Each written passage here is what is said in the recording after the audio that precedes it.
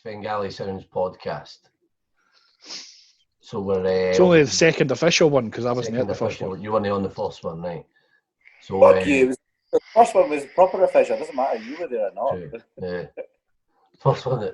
So they obviously lockdown and shit in place again. We're doing this one remotely. And you see, as we discussed on the first one we did, which was more football centric, if you like, they're going to be more music orientated going forward. So this one, we've decided to make it kind of gig related. So we've all come loaded with some gig related questions, and we'll just see where that takes us. So I guess the obvious one, right? Let's just get this out of the way, is either the best or your favourite gig that you've seen. I knew you were going to ask that, and I've been thinking about it. It's the obvious one, mate. I've got another couple. That wasn't one of my kind of couple, but I thought it'd be folly of us to fucking talk about gigs and not mention that. No, folly. Fair enough. Folly, there's a word. Folly. Do you know what I heard just before we started that? Like I was listening to Radio Scotland earlier on, and it was on drive time or something. John Beattie was saying that if you heard certain words, if you knew what certain words meant, it meant that you were old as fuck. So they had words like cad, sozzled, like that. And I'm going to add folly to that as well. Like I don't know where that came from. I remember doing would be folly. I remember doing a radio Leith FM interview with Dougie and Buki, right? We did a wee acoustic set and all that, and I think we'd just been booked to play the Barras. And the guy was like, "Oh, so what was that like when you got the call and all that?" And I says, "Oh, I don't know about these guys, but I was quite nonchalant about it." And I got fucking destroyed, man. Nonchalant? Nonchalant? What the fuck does that mean? I was like, "Oh, no." He still texts me to this day. Nonchalant. Right, I'll go first then. When you go, mate. Right, so Guns N' Roses, Wembley, 2017. Aye. Absolutely unbelievable. Guns N' Roses were on time for a start. Axl Rose actually came out on time. He came out early, actually, 10 minutes early. What year they was played that? For 3 hours. What's that? What year was that? 2017, I think it was. Just a couple of hours. Yeah, come back to it. So, so they played for 3 hours and 20 minutes. Wow. And the only down point about it was that they didn't play my favourite song. What was that? And there's Don't Cry. They played it the following night. It was one of the first songs I ever learned on guitar was Don't Cry. I think it might be one of mine too. But that's the original lineup, the Slash and all that. Axl, Slash, Duff McKagan, Dizzy Reed on the keyboards, but Izzy Strandlin wasn't there. Matt Sorum wasn't there. Matt Sorum's the original drummer. Stephen Adler is. Aye, I know, but he was. He does his own Guns N' Roses thing. So I heard that Guns N' Roses they had a bit of an issue like picking what drummer to use because they're both considered the kind of original drummers. Anyway, sorry, carry on, Sean. Like That's all right. So it was one of the. It's probably the only gig I've ever been to that I've thought to myself, I've like waited all my life to see this. You know what I mean? It was a gig that I never thought I'd ever get to see, and it certainly lived up to the expectations. But just even the setting, it was in the Olympic Stadium in London. And I've been there. It's good, isn't it? I've seen the Foo Fighters there after it as well. It's just a great stadium for gigs. But without a doubt, that was the. I mean, in the last 10 years I've been to a fair few gigs, but that's definitely the gig of the century for me. Michael. Right. Boyzone. I've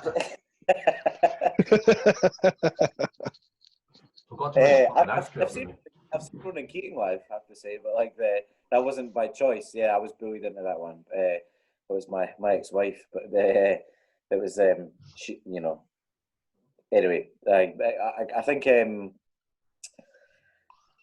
I've seen so many good gigs. I can list a few of my favourites, but then I'll settle on ones that stick with me, right? So I've seen Bjork live; she was amazing. Mogwai was amazing live. I saw The Cure last year. Was it last year? I think it was last year. Bella Houston. Yeah, Bill Houston. And I was there as well. oh yeah, I thought that was brilliant. They had Mogwai and Joy Formidable, and they had Twilight Sad. Twilight Sad were amazing too. Aye.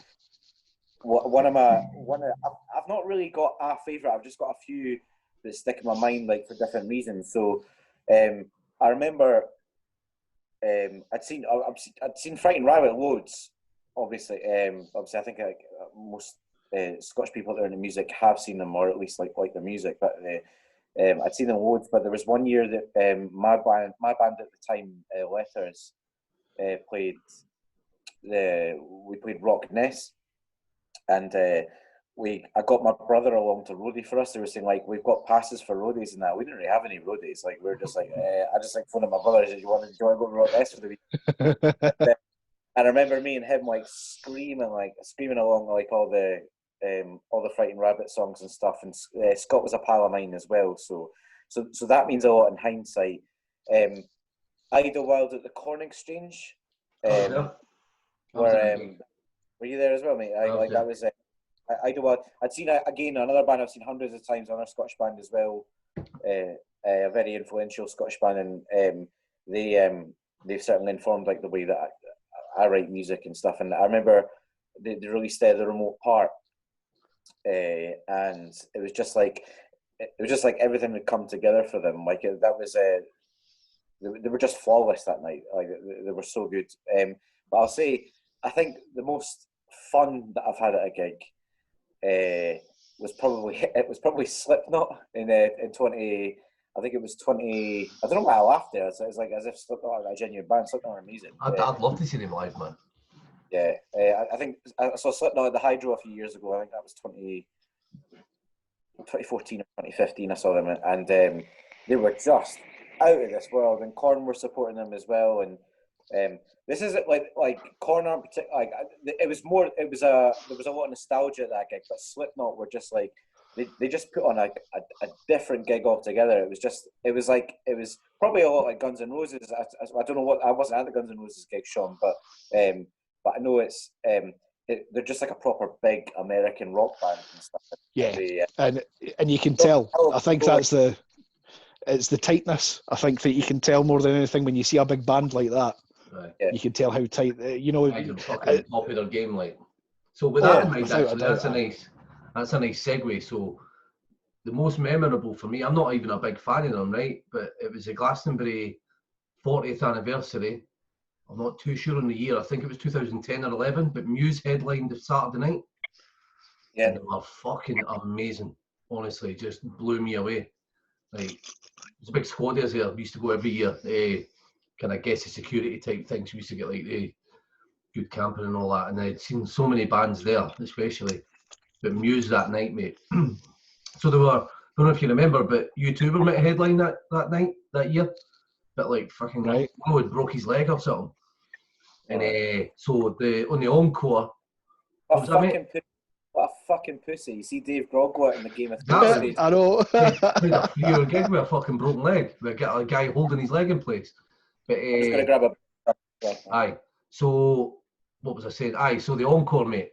They brought the Edge out to play with the Streets of No Name. You've probably seen it. It was on BBC and shit. I think I have actually. Aye. Yeah, I was there. I think I have seen it. I say, I'm not a big Muse fan, right? But they fucking blew me away that night. It was so good, and it was just so. I didn't even realise like how many songs of theirs I actually knew. I mean, I knew all the hits and stuff, but it was literally song after song. As a free piece, what a fucking racket they make, man! It was so good, man. Aye. Again, I'm not a huge fan, but they just absolutely blew me away that night. Like it was.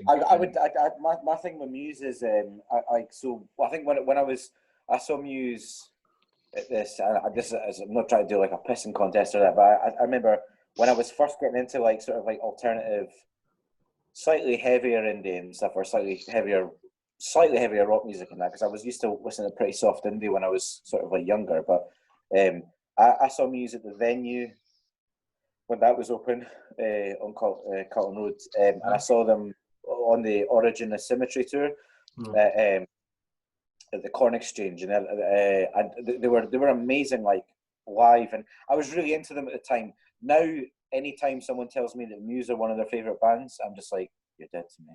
Like you're like yeah, Not my favourite band at all. nothing. But as a live band, like I have to say, like yeah, They're they're amazing, brilliant. mate. Like, Absolutely I just amazing. think they're a bit of a silly band. Right. So you've hired out Murrayfield Stadium. You've got the option of any three bands in the world that you haven't seen before. I want them in order of who starts, who's in the middle, and who finishes the gig. You're saying Murrayfield, like, does that mean that it's got to be a band that like they would like big bands? And if it's Murrayfield, that's a big venue. Like, so like we're talking classic bands here.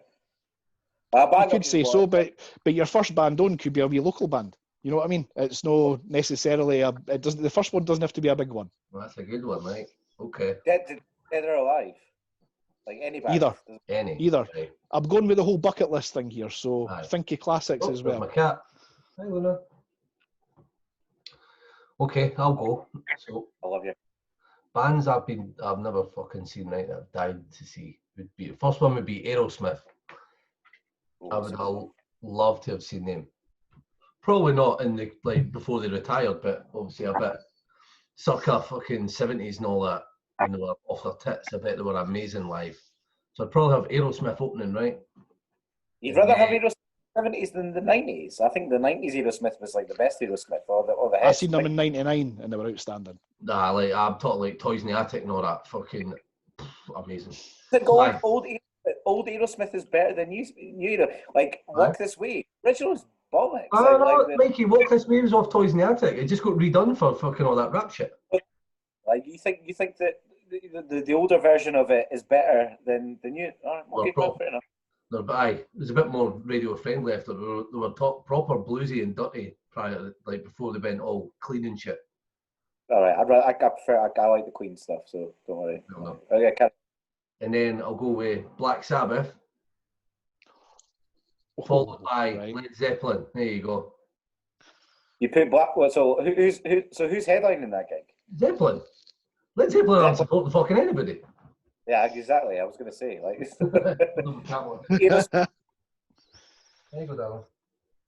Aerosmith opening, and then Black Sabbath, and then Led Zeppelin. All right, Sean, it's probably your turn then. Right, it is a band that are still going, but they're on my bucket list to see. So opening would be Poison. Poison? Wow. Yep, because it's one of the only bands I think left that I've never ever seen. Second on the set would have to be Pink Floyd, and to finish the gig would have to be Queen. A shout, like they would be good to see live. I never thought of Queen. So we've got Led Zeppelin and Queen. There's two headliners. Mikey, top that. What's that? The headliner there. Sorry, Queen's a headliner. Headline's Queen. Okay, what Pink Floyd. Pink Floyd and Poison. Poison. Okay. I'm actually going to go for the headliner, David Bowie. I would like to see David Bowie headlining, Nirvana supporting David Bowie and doing a cover of The Man Who Sold the World.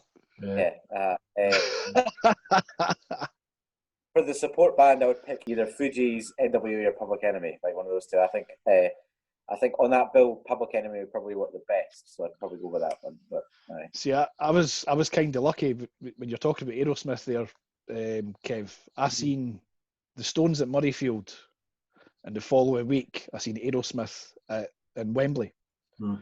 So I'd done the two of them in the space of a week.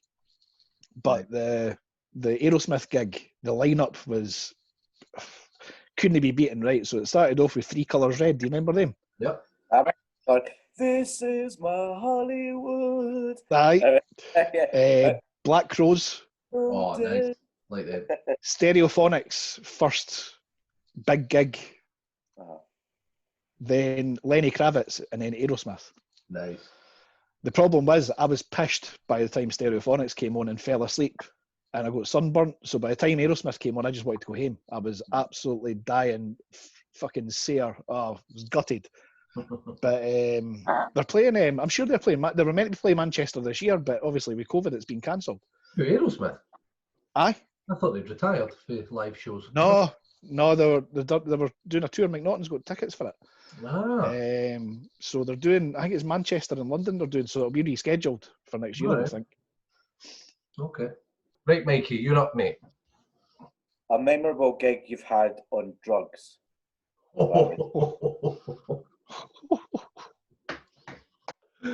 Oh man, here we go. Any kind of drugs, eh? Anything, mate. Doesn't matter. All right. So probably I've got it. Chemical Brothers at the SECC. I'm not sure of the year, but it was the night Ricky Hatton get beat off of Floyd Mayweather. You get knocked out. All right. It was the night before that, so it was in Glasgow. Slam was That's early. That's sort of mid-2000s then, I guess. I think maybe 2008, something. I was living with Buki at the 2008, time. 2009, something like that. I was living with Buki at the time, and I moved out in 2000 and end of 2008, I think. But anyway, don't matter. But aye. So there was a big buses went through for Leith, about 20 of us, 25 of us, but only me and Big Buki had standing tickets. Everyone else was in the seats. So I'm obviously with him. And Slam played an hour's techno set for warm-up, right? Support, sorry. And I couldn't tell you what tune they played or anything, but this hour set was just pure techno, and it just went up, every song, up, up, up, up, up. And see, by the time the Chemical Brothers came on, the place was just in a fucking frenzy. And it was the first big tour where they had, I don't know if you've seen them on TV or that recently, but it's the big visuals with the big clown and all that going when they played Do It Again. It was the first tour of that. What was the album? What album was it? I can't remember. But I remember looking around at Buki when the big clown came on. Literally just fucking standing like this. Remember the SECC is a fucking great venue, right? So we're like probably 15 yards from the front, and it's not like a rock concert where everyone's getting moshed about, nothing like that. Everyone's just kind of standing, dancing away. You've got a bit of room and all that. So it was just, that's probably my most memorable time. We were off our fucking tits. I think me and Buki had a hotel booked that night, but everyone else was going back to Edinburgh, and me and Buki were in the hotel room just staring at the ceiling. And I was like, how much you reckon for a taxi back to Edinburgh?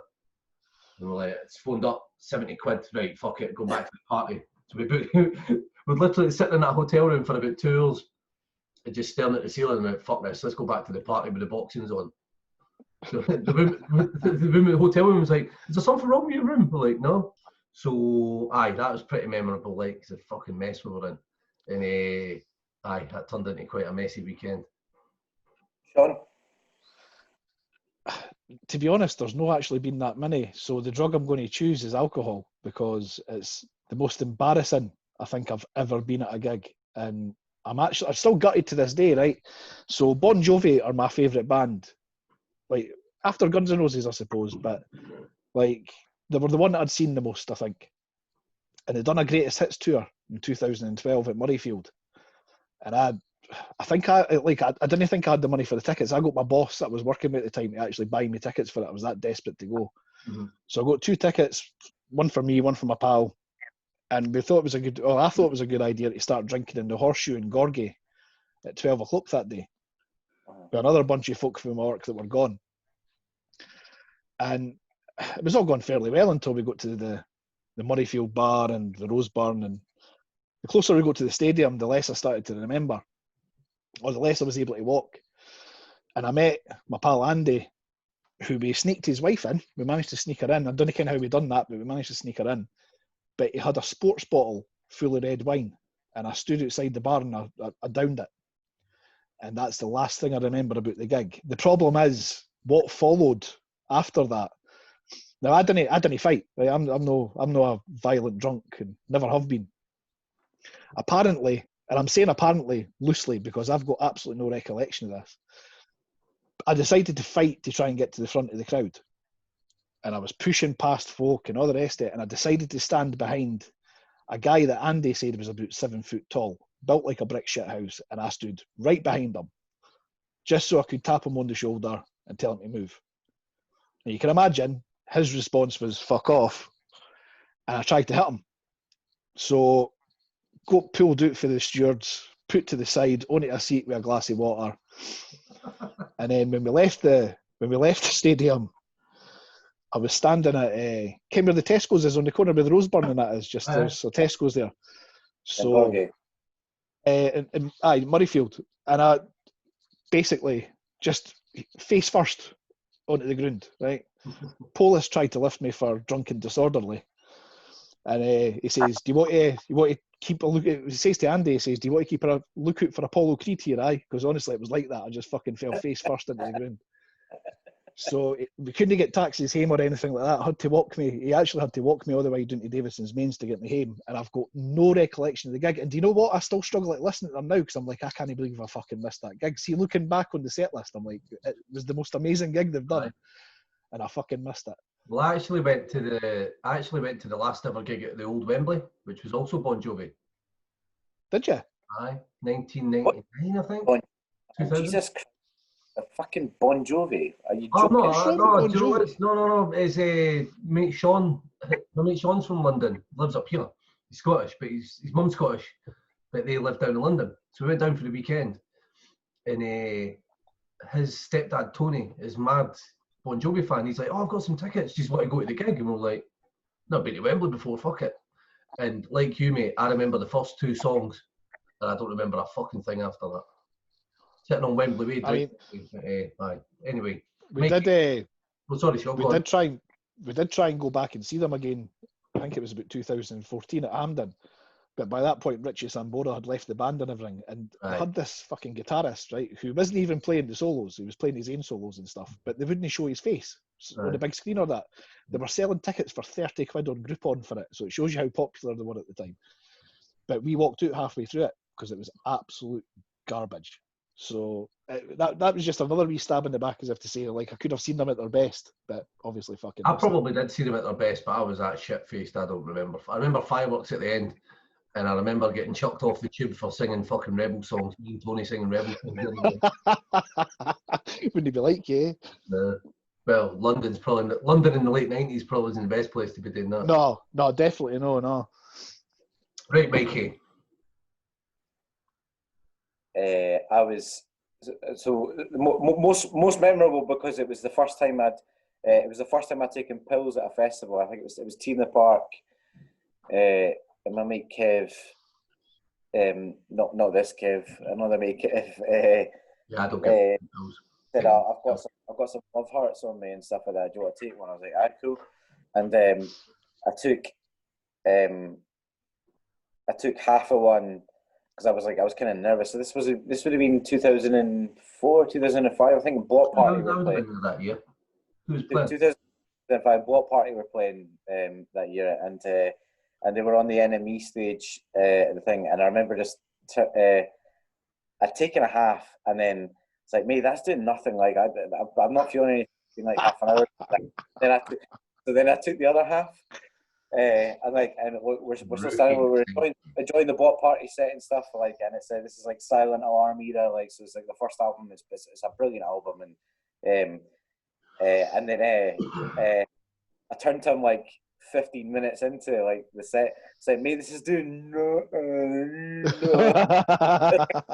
Like, and for the rest of the game, it was like, are you hoping for a miracle? Like the for the rest. So I remember that. The second one was last year. I'm probably going to have to delete this one because this might have to, after I've got custody of my kids. But like they have one which my girlfriend won't like. Caroline is she got us the tickets to The Cure, which you were at, Sean, and I'd been up for 2 days on various things, and I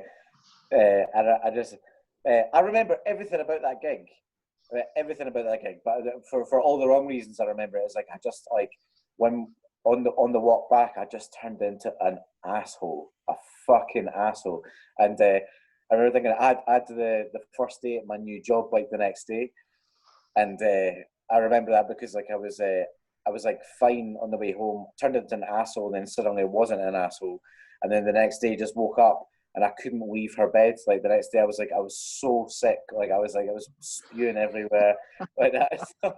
and so my gig at the Cure got kind of like tainted by that. Like, and I had to talk to my work and like every 5 minutes, like, just to wait the toilet, guys, just to wait the toilet. Like, and I was just a fucking human fountain. Like the second like I went upstairs. Like luckily there was this like shitty wee toilet up the stairs at the pub that I was working in and stuff like that, so I could shit and puke at the same time. But like that's my other drugs memory of that, and that's because I'd been on various things for about 2 or 3 days.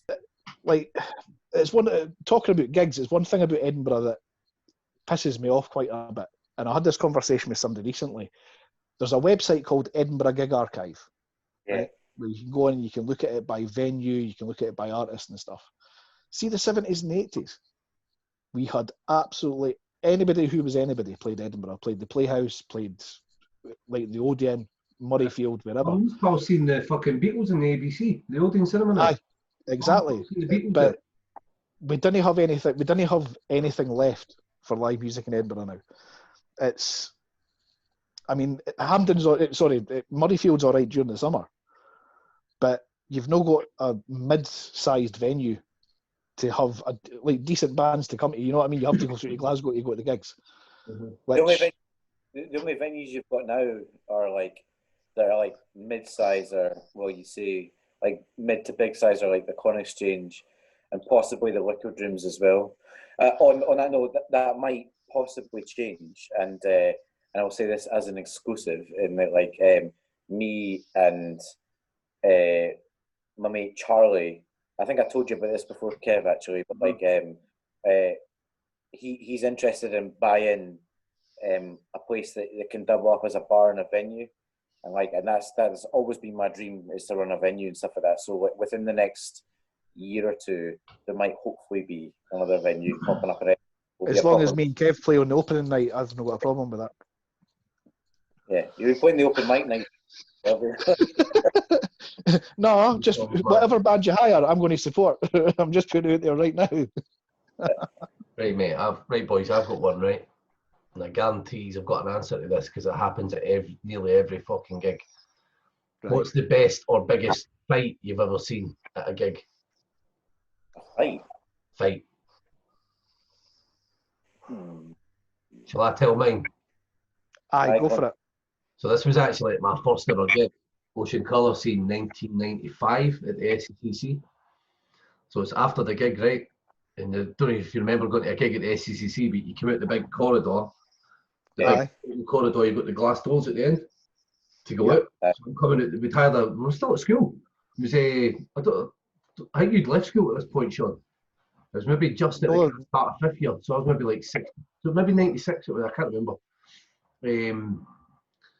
But I was a load of us for school, went on a minibus. So anyway, walking out those glass doors, there's about 7 or 8 black guys selling all the bootleg merchandise, t-shirts and all that, Ocean Colour Scene stuff.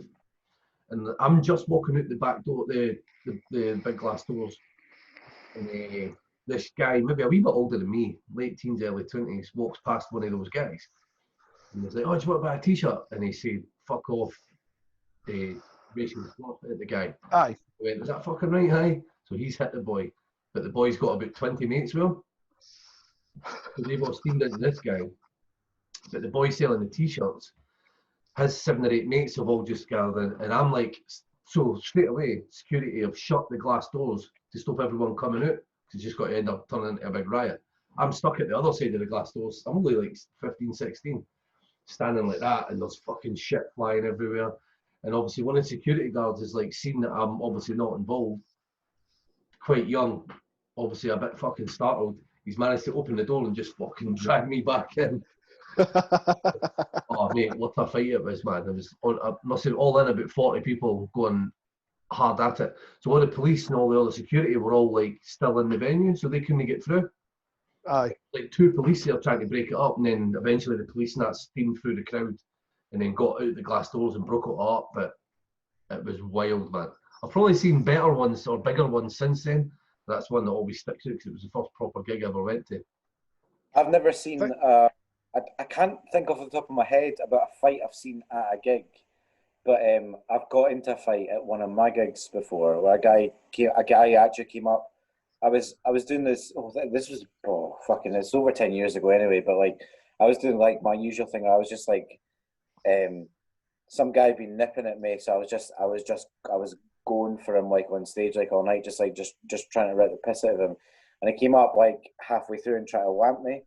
So I just remember like picking up the end of my guitar and like, you know, you've got like on the end of a Strat, most guitars you've got like the little, that little fucking metal knob like at the end that you're it was just boom, like right in his head, and that all I remember is like the bouncers were quick to get him of the stage and that, but you know, you can try and like throw a punch away with that, but it's kind of difficult to do like when you've got like a guitar strapped to you. But I just remember just like it was perfect timing, like it was fucking Conor McGregor-esque. It was just like poof, like that. Like, I seen him afterwards.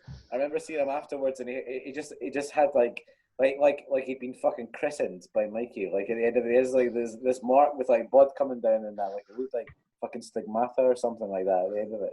Yeah. I was at the pub in the little, it's like a Witherspoons type place, massive place, but they had live music on. It was in the pub in the town that my dad stayed in Australia, and it was an AC/DC cover band playing. It was actually they played their own shit as a support band, but then obviously they make their money being an AC/DC cover band. They were fucking brilliant. But mid song, halfway through the set, somebody just jumps up on stage and punches the singer right in the face.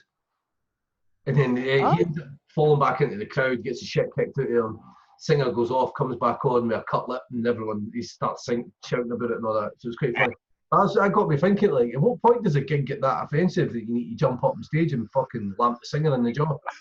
I know. I mean, I remember, like, I'm pretty much the same. I can't think of any gigs that there was major fights at, but when I was singing, like back when I first started doing the acoustic stuff, so 20 years ago, fucking hell. Well, sorry, I should have rephrased the question there. Have you ever gotten into any fights while playing?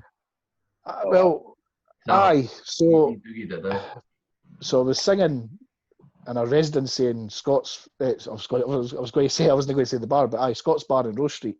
I was in there every Thursday, and like I used to be on 8 till 12. So Thursday night was always the night for everybody going out in Edinburgh. Like, you know, like that was the start of your weekend. And there was this guy that wouldn't leave me alone when I was singing. He kept on, I played Drugs Don't Work, and he says, play Drugs Don't Work again. And I was like, no. He went and says, no, honestly, it was the best song you've played, play it again. So I tried to get the boy away from me, but he kept on walking up. He actually stood face to face whilst I was singing. So the microphone's in front of me here. He's actually standing there, just staring, right? So one of my brothers, who shall remain nameless, just turned round and he tapped the boy in the shoulder. Never said anything to him, but he just went right in his eyeball. I've never seen anybody fall so quick in my life, right? Boy just collapsed in front of me. But then he got up and he took a speaker, one of the Bose speakers. He actually managed to, on his way out, managed to take one of the speakers and he threw it at me. Missed me by that. Like, hit the mixing desk, gig was over, but I could have ended up in hospital that night, never mind anything else. I've got another that as well. But sorry, unless you've sorry, Sean. Finished. Aye. Well, so the only the closest one I can come to that is, other than the story I just told, is I was it was live, but I was DJing like at it was in Preston Pans. It was in the Pans, and it was some girl's like birthday or something like that. I think she just turned 18 or whatever. I don't know. And I remember playing at Johnny Cope's in Preston Pans, and the police are out there like, well, we're out there all the time, shut down now. And I remember this was her boyfriend and her boyfriend's brother, and I think her boyfriend's brother was like, he was a sandwich short of a picnic anyway, but like he was they came up, the boyfriend came up and asked me for Bon Jovi always. He's like, yeah, I cool, mate. But this was only like 20 minutes into my set. It was like, all right, yeah, no worries. I'd usually leave that for a bit later on, like when you want to, slow it down a bit and stuff like that. Like you try and party started. I remember his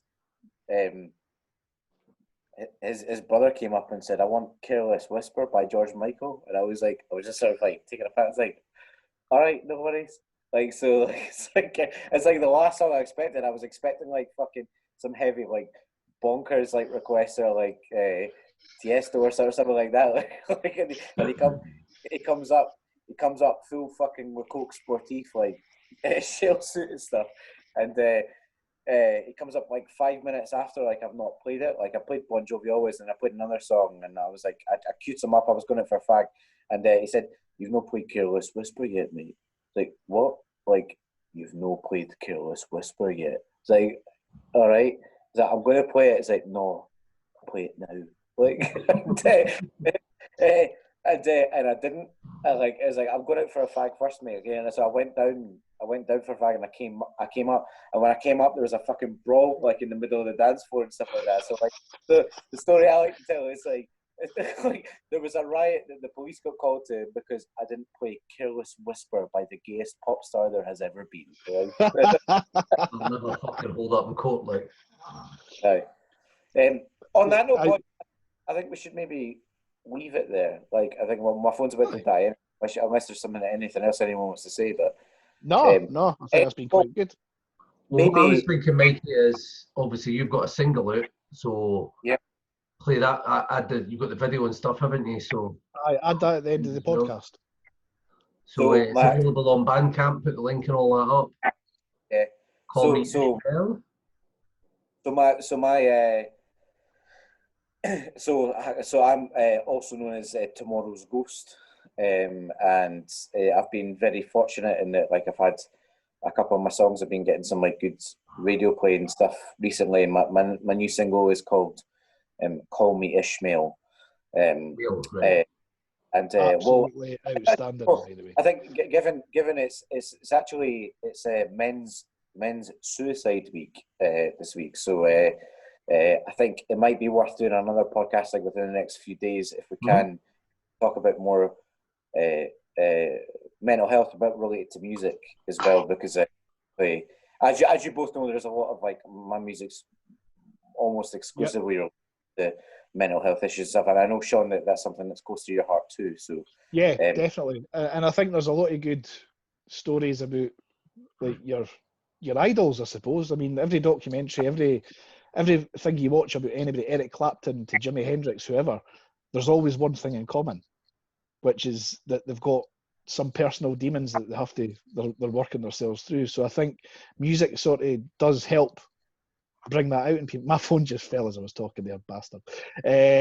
But you know, it helps bring it out to people as well, you know, and you do hear it in people's lyrics and stuff. Your last single was outstanding, I have to say. I mean, I've shared it with quite a few folk, and they didn't believe I'm pals with you. Actually, one of them was like, "No, that boy can't be one of your pals. He must be rich and famous. That's absolutely amazing." You're making me blush. So like I'll be on the tour bus when you make it, mate.